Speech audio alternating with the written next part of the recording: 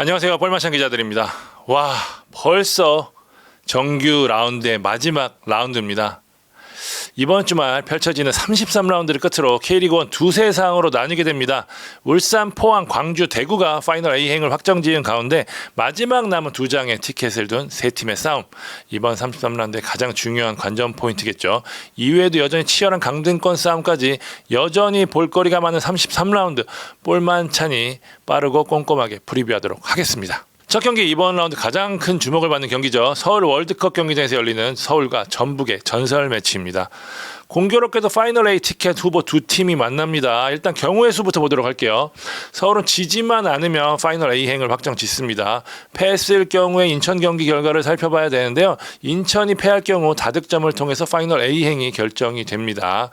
전북은 창단 첫 파이널 B 추락이라는 불명예를 쓰지 않으려면 무조건 이겨야 되거든요. 비길 경우 하나가 있는데요. 인천이 패하고 다득점 상황을 봐야 하는데 일단 승리를 해야 한숨을 돌릴 수 있습니다. 서울은 지난 수원FC전에서 다소 아쉬운 경기력을 보였죠. 완승이 예상됐지만 의외로 고전하면서 지지하는 게 다행인 양상으로 흘렀는데 설상가상으로 부상자도 있었죠. 이승모.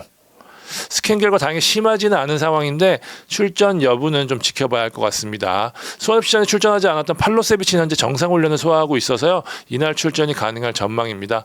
무릎이 좋지 않은 김진야도 이날 출격을 준비하고 있는데요. 출전 여부는 반반입니다. 일단 이태석과 박수일이 잘해주고 있으니까요. 지동원도 정상훈련을 소화하고 있는 만큼 일류첸코와 투톱카드가 다시 가동될 공산이 커 보입니다. 김신지는 누적 경고로 이번 경기에 뛸 수 없습니다. 서울이 유리한 상황이기는 하지만 최근 수비가 실점이 많은 상황이기 때문에 지지만 않으면 된다는 상황을 고려해서 전격적인 3백 카드도 가능할 수 있습니다. 전북은 최악의 상황이죠. 대구전에서 1대3 패배를 당한 뒤에 방콕 원정을 다녀왔습니다. 전북이 가뜩이나 아시안게임 대표 차출, 부상 등으로 스쿼드가 헐거워진 상황인데 덥고 습한 방콕 원정을 다녀오고 4일 만에 경기를 치러야 하는 상황이라 선수들의 컨디션이 최악일 수밖에 없습니다. 더군다나 이날 역전패까지 당하면서 분위기가 좋지 않거든요. 여기에 방콕 원정을 통해서 부상자가 늘어나면서 지금 로테이션이 불가능할 정도로 스쿼드가 얇아진 상황. 반드시 잡아야 하는 이번 경기가 더욱 부담이 될 수밖에 없습니다. 홍정호, 한교원, 정우재 출전 여부 지켜봐야 될 것 같고요. 페트레스쿠 감독 입장에서는 쓸 카드 자체가 지금 많지 않은 상황이기 때문에 최악의 위기라고 해야 될 것 같습니다. 그나마 이번 경기에 김진수가 누적 경고로 돌아온다는 게 전북 입장에서 위안거리가 될 것 같습니다. 전북이 믿을 구석은 하나입니다. 서울에 강했다는 건데요. 2017년 7월 이후 최근 21경기 연속 서울전 무패를 이어가고 있습니다. 여기에 서울이 최근 5번의 홈경기에서 3무 2패로 승리가 없어요. 하지만 전북 입장에서 마지막 맞대결에서 골을 넣었던 조규성과 사파실바가 현재 스쿼드에 없거든요. 그만큼 전력이 약해진 상황이라 승리를 장담하기 어렵습니다. 최근 경기력만 놓고 보면 서울이 훨씬 낫거든요.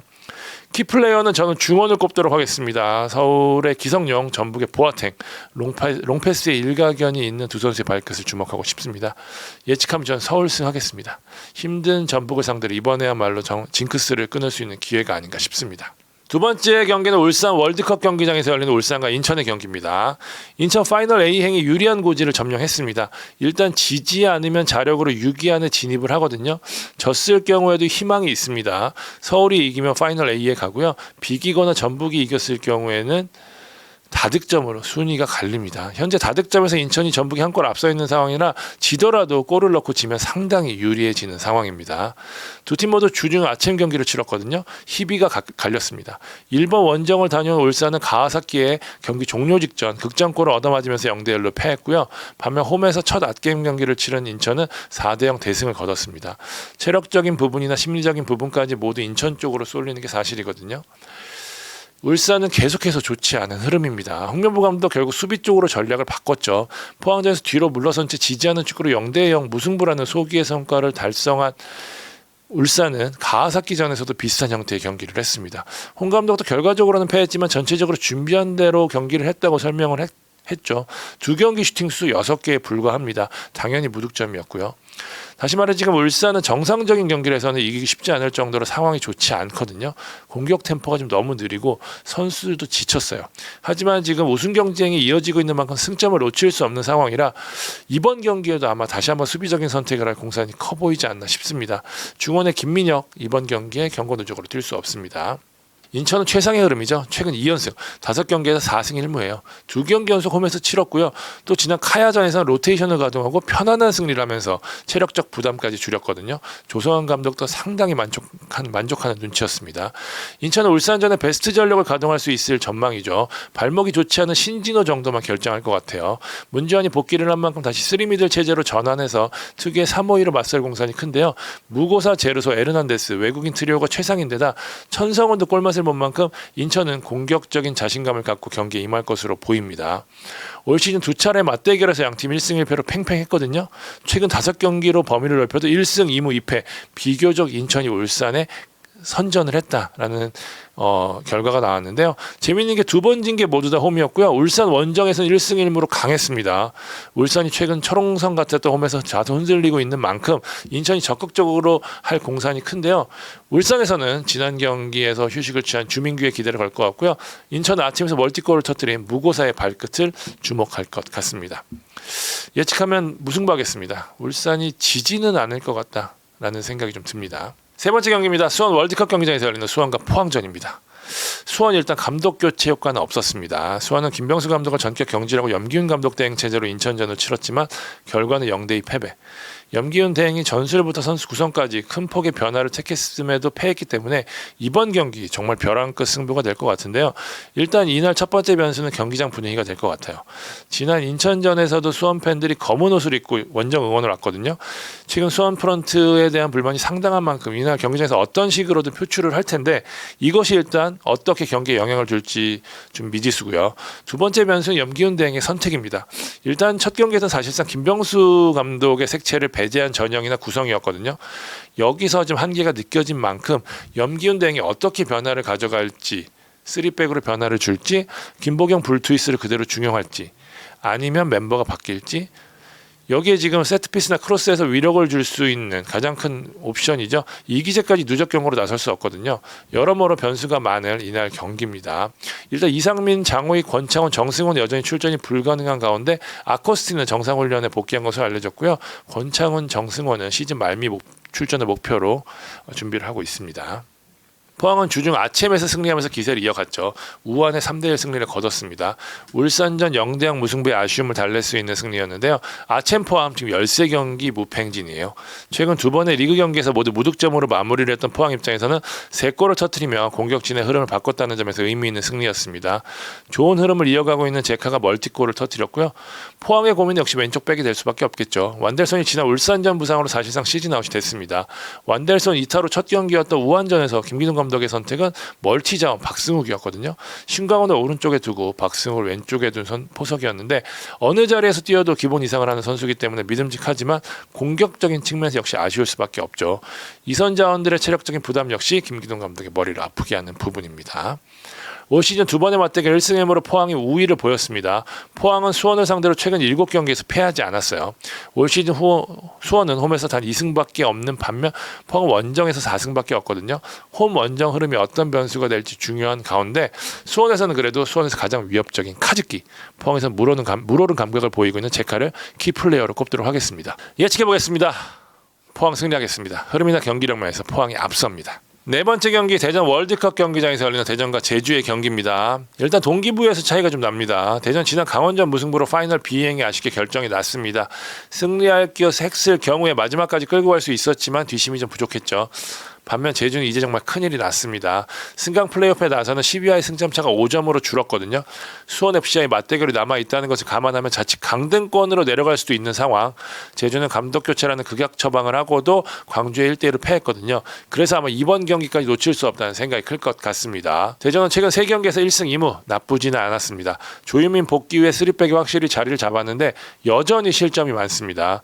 5경기에서 모두 한 골씩을 내줬거든요. 수협, 강원, 수원 같은 강등권 팀과 연속적인 경기였음에도 불구하고 맞대결에서 1승밖에 올리지 못하면서 결국에는 파이널 B로 가게 됐는데요. 최근 3-5-2 형태로 전환한 후에 김인균과 티아고 혹은 유강현 이 빅앤스몰 조합으로 나서고 있는데 김인균의 움직임 좋지만 파트너들이 좀 부침이 있어요. 지난 경기에서 티아고를 끝까지 갔지만 골이 나오지 않았기 때문에 이번 경기 유강현 카드로 조심스럽게 예상을 해보겠습니다. 대전이 아직 잔류를 확정짓지 않은 만큼 드라마틱한 변화는 없을 것 같은데요. 부상으로 최근 나오지 못한 강윤성과 임덕근은 여전히 출전이 좀 불가능한 상황입니다. 갈 길 바쁜 제주는 최근 6경기에서 1무 5패입니다. 일단 승리를 해서 분위기를 바꾸는 게 중요해요. 이 중차대한 임무를 정조국 대행이 맡았지만 확실히 첫 경기에서는 경험 부족이 드러났거든요. 광주가 좋지 않은 상황에서 이를 확 잡아채는 수를 보이지 못했어요. 일단 제주는 지난 남길 감독 때부터 내용 자체는 나쁘지 않았거든요. 정대행 체제에서도 비슷한 흐름인데 일단 어떻게 해서는 결과를 가져오는 게 포인트로 보입니다. 이날은 공격 쪽에 숨통이 트일 것 같아요. 유리 조나탄이 지난 경기에 복귀를 해서 골망까지 봤고요. 움직임도 괜찮았습니다. 여기에 구자철도 누적 경고에서 돌아옵니다. 제주 입장에서 오랜만에 공격적 베스트 전력을 풀가동할 수 있는 기회인 만큼 승부수를 띄울 것으로 보이는데요. 다만 악재라면 수비 핵이죠. 임채민이 누적 경고로 뛸 수가 없습니다. 올 시즌 3번의 맞대결에서는 제주가 1승 2무로 앞섰습니다. 대전이 제주같이 수비적으로 짜여진 팀에는 상당히 고전하는 모습을 보였지만 대전이 최근 홈에서 3승 1무 1패로 살아나는 반면 제주는 원정 6연패, 중간 FA컵을 빠며 리그에서 원정 8연패 중이라는 점을 감안을 좀 해야 될 것 같습니다. 대전에서는 지난 경기에서도 골맛을 보는 등 최근 흐름이 괜찮은 마사를 키플레이어로 꼽고 싶고요. 제주에서는 돌아온 유리 조나탄에 주목하고 싶습니다. 예측하면 저는 대전승, 제주의 원정 기록이 눈에 띕니다. 자, 5번째 경기로 가도록 하겠습니다. 대팍에서 열리는 대구 수협전입니다. 대구 지난 라운드에서 전북을 3대1로 잡고 파이널 A행을 확정 지었습니다. 대구는 최근 5경기에서 4승 1무라는 놀라운 흐름을 보이고 있죠. 1대0, 0대0 이진법 축구에서 지난 경기에는 3골이나 뽑아냈습니다. 에이스 세징야의 황재영까지 없는 가운데서 만들어낸 결과라는 점에서 최근 대구의 성과는 더욱 크게 느껴집니다. 확실히 수비가 안정감을 찾으면서 특유의 딸깍에 더욱 위력을 발휘하고 있는데요. 그 딸깍의 중심에 있는 바셀로스의 상태가 역시 변수가 될 것 같습니다. 바셀로스가 2경기 연속골을 넣으면서 특유의 스피드에 지금 마무리까지 해주는 최고의 컨디션 과시하고 있는데요. 일단 지난 경기에서 사타구니를 만지면서 교체 아웃됐는데 예상했던 것보다 상태는 크게 나쁘지 않다고 합니다. 경기 직전까지 상황을 지켜보고 출전 여부를 결정할 것으로 보여요. 이외에는 지난 경기와 비교해서 특별한 변화는 없을 전망입니다. 정상 훈련을 소화하고 있는 골키퍼 오승훈 정도가 변수가 될 것 같습니다.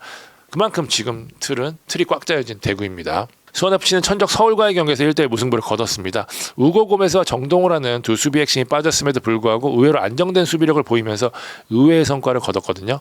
승리하지 못한 게 좀 아쉬울 정도였는데 수협은 서울전에서 재미를 본 5-3-2 카드를 다시 한번 내세울 공산이 큽니다. 일단 우고 고메스가 이날 경기까지 출전할 수 없어서 수비 쪽은 3백 외에는 대안이 없어요. 지난 경기에서 좋았던 최보경, 신세계, 박병현 라인이 재가동될 것으로 보이는 가운데 정동호가 오른쪽 왼쪽 모두 소화가 가능하잖아요. 어느 자리에 갈지가 수비진의 변수가 될 것으로 보입니다. 전방도 투톱이 그대로 가동될 공산이 높아요. 김현의 컨디션이 썩 좋지 않아서 원톱을 지금 기용하기가 부담스럽거든요. 로페즈, 이승우 투톱이 움직임이 지난 경기에서 나쁘지 않았기 때문에 두 선수를 중심으로 김현, 바우테르손이 상황에 따라서 기용될 것으로 보입니다. 이광혁은 몸 상태가 좋지 않아서요. 지금 출전이 불투명하고요. 허리진은 다시 한번 윤빛가람, 이명재, 김선민 카드가 유력합니다. 올 시즌 2번의 맞대결 1승 1무로 대구가 앞섰습니다. 대팍에서 최근 5번의 경기 결과 2승 3무로 대구가 역시 앞서 있고요. 대구가 파이널 A행을 확정지었지만 홈경기고 또 아침을 노릴 수 있다는 점에서 동기부여도 나쁘지 않습니다. 이날은 대구가 역습에서 얼마나 위력을 발휘할지 또 수협은 공격 중 얼마나 수비가 단단할지가 핵심인데 대구는 지난 경기에서 멀티골을 기록했던 주인공이죠. 고재현을, 수원FC는 3백 앞에서 수비를 책임져줄 김선민을 키플레이어로 꼽도록 하겠습니다. 예측해보면 무승부, 팽팽한 흐름이 이어질 것 같다는 생각이 좀 듭니다. 자, 마지막 경기입니다. 광주 전용구장에서 열리는 광주와 강원전입니다. 광주 지난 제주전에서 2대1로 승리하면서 파이널 A행을 확정 지었습니다. 광주는 또 한 번의 고비를 넘겼어요. 지난 경기에서 지금 이순민과 김경민까지 빠지면서 정호연, 이희균, 티모 사실상 베스트 11의 절반 가까이 빠지고 광주식 축구 핵심이죠. 중원이 완전히 붕괴됐음에도 불구하고 실용적인 축구로 승리를 하면서 최근 12경기에서 6승 5무 1패라는 가파른 상승세를 이어가는 데 성공을 했습니다. 이번 경기 중원의 중요한 축이죠. 이순민이 복귀를 하면서 이정현 감독 입장에서 한숨을 돌릴 것 같아요. 이민기도 지난 경기를 통해서 복귀에 성공했잖아요. 운영이 숨통이 트였습니다. 백하, 이강현 중 한 명이 이순민의 파트너로 나설 수 있고요. 이민기가 왼쪽에 가고 두현석이 중앙에 포진할 수도 있고요. 일단 이전 경기들에 비해서 이정현 감독이 쓸 수 있는 카드가 늘어난 것은 분명해 보입니다. 아픈 개인사를 겪은 김경민 선수는 이날도 출전이 쉽지 않아 보여서요. 이준이 골문을 지킬 전망입니다. 강원 최근 3경기 무승이라는 좋은 흐름 이어가고 있습니다. 지난 대전전에서도 선제골을 넣었지만 김대현이 동점골을 뽑아내는데 지고 있는 상황에서 흐름을 바꾸는 모습에서는 확실히 팀이 힘을 받는 모습입니다. 지금 강원은 4-4-2라는 확실한 포메이션에 외국인 공격수를 축으로 확실히 틀이 잡혔거든요. 지난 경기에서 이정엽이 선발로 나서 가브리엘과 짝을 이뤘지만 호흡에서 아쉬웠거든요. 야구가 다시 나설 공산이 큽니다. 웰링턴도 훈련을 하고 있는 만큼 복귀각을 재고 있고요. 수비도 강투지가 돌아왔는데 지난 5경기에서 짜맞춘 듯이 매경기 한 골을 내주고 있는데 전체적으로 안정감이 있지만 실점은 어쨌든 매경기 하고 있다는 점은 윤정환 감독의 고민이 될 것 같습니다. 강원 현재 이렇다 할 부상자가 없는 상황이라 지난 경기들과 비슷한 라인업이 나설 것으로 보입니다. 올 시즌 2번의 맞대결에서 모두 비겼습니다. 보니까 광주가 올 시즌 승리하지 못한 유일한 팀이 강원이더라고요. 광주가 이제 파이널 A, 강원이 파이널 B를 확정 지은 만큼 마지막 대결인데요. 광주 입장에서는 전구단 승리라는 창단 첫 기록 때문에 동기부여가 될 것 같아요. 강원 입장에서는 당연히 강등권 탈출을 위해서 중요한 경기고요. 광주는 홈에서 무패를 달리다 지난 경기에서 졌고 강원은 원정에서 무승을 달리다 지난 경기에서 이겼거든요. 상대가 공교롭게도 모두 전북이었다는 점이 눈에 띕니다. 팽팽한 승부가 예상되는 가운데 광주는 돌아올 중원의 핵 이순민이, 강원은 중원에서 변함없는 활약을 보이는 한국영이 키플레이어로 보입니다. 두 선수의 중원 싸움이 승부를 가를 것으로 보입니다. 예상하면 광주 승리하도록 하겠습니다. 이순민의 복귀가 광주에 큰 힘이 될 것 같다는 생각이 듭니다.